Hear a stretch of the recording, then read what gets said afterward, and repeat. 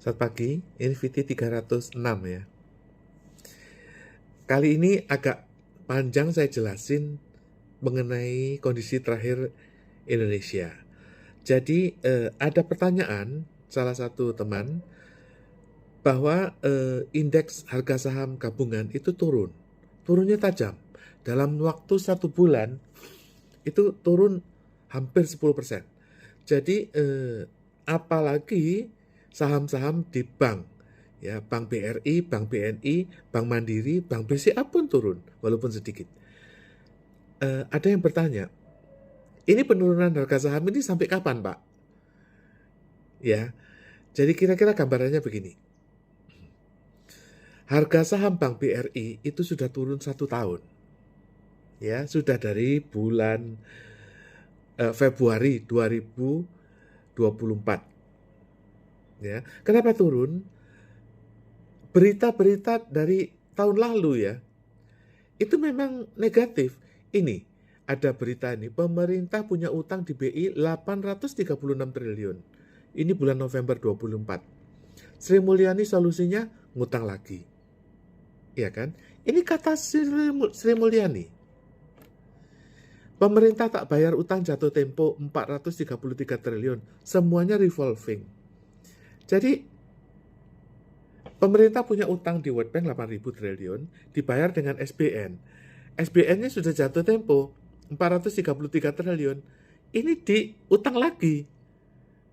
Jadi kapan kita nyicilnya? Ya. Terus bunga SRBI naik lagi. Bank dihantui keketatan likuiditas. Ini semua berita November 2024. Jadi sudah lama, sudah tahun lalu. Sehingga harga saham Bank BRI itu terus turun.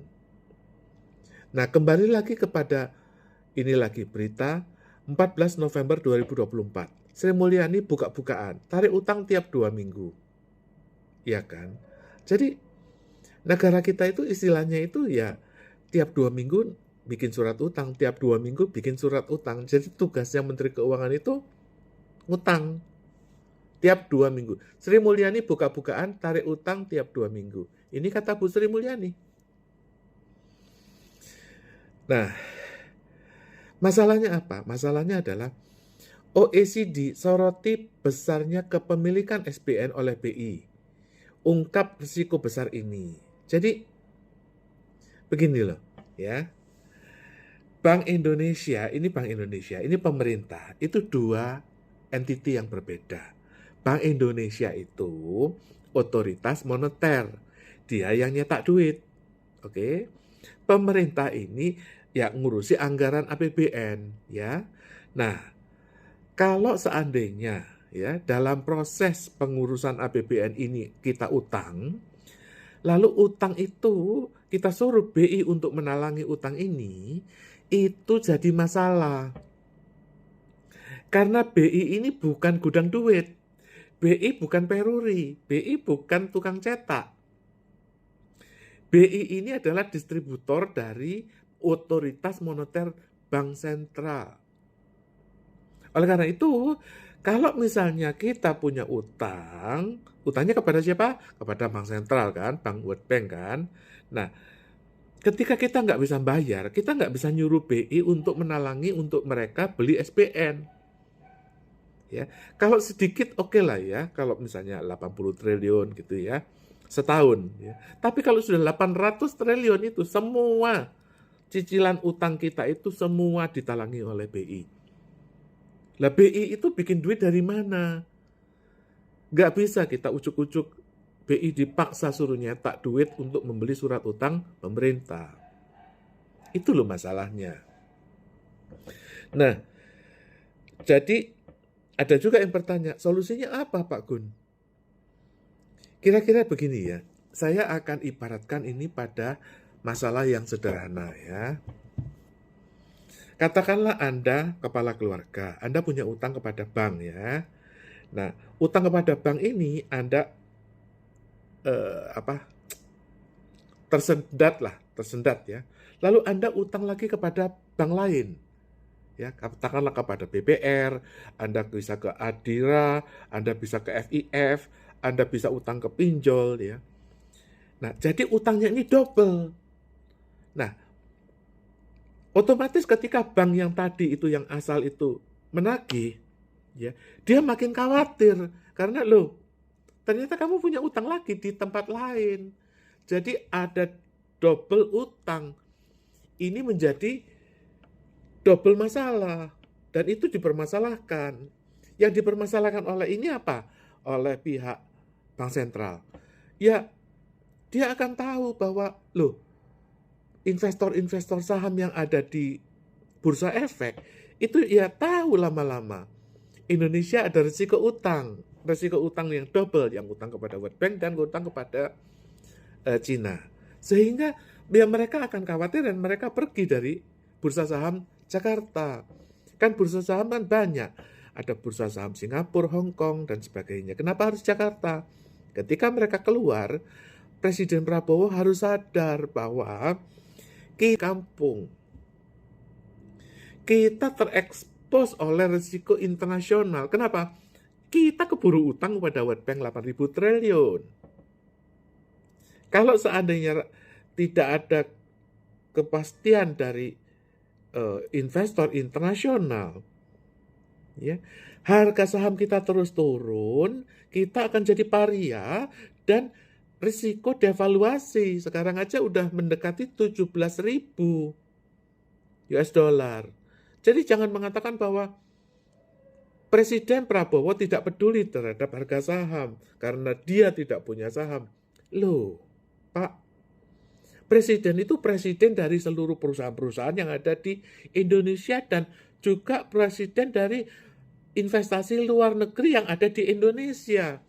Kalau itu tidak diamankan, ya kita kembali lagi kepada zaman listrik masuk desa. Jadi kita nggak ada listrik, kita jadi nggak ada semuanya karena keburu kita terekspos kepada utang World Bank yang 8.000 ini.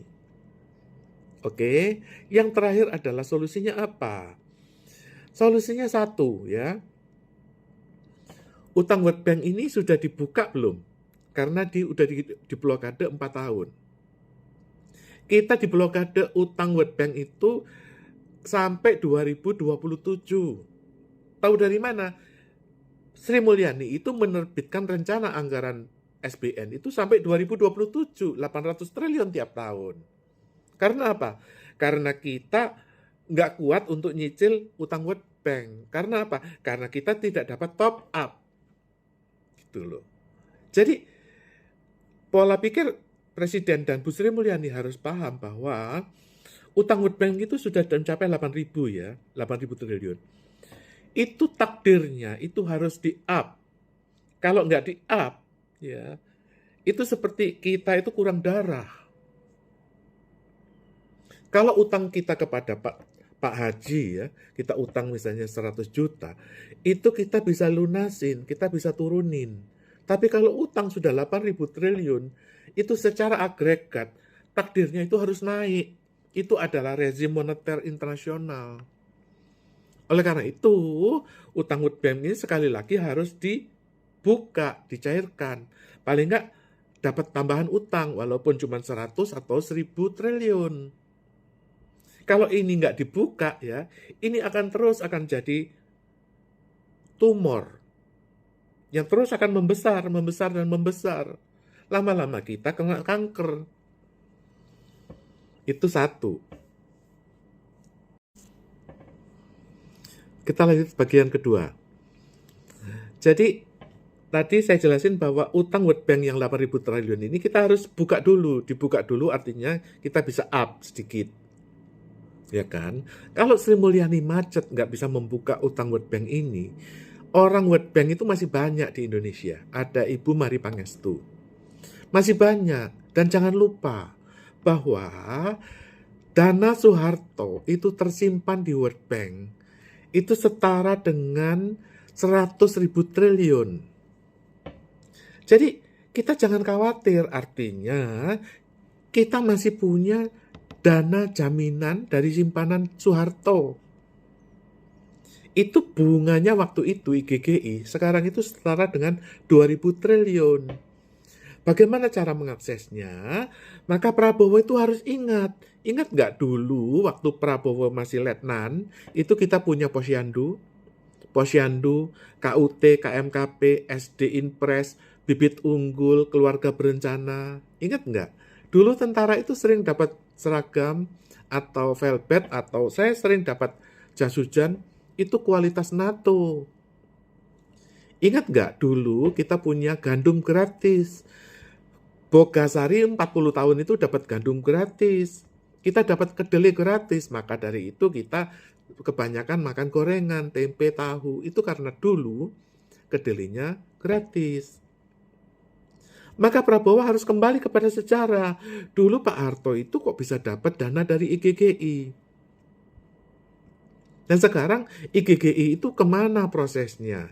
Beberapa perusahaan, 20 perusahaan diantaranya Sinarmas dan Salim Group, dan beberapa perusahaan asing membentuk program Peace Agro.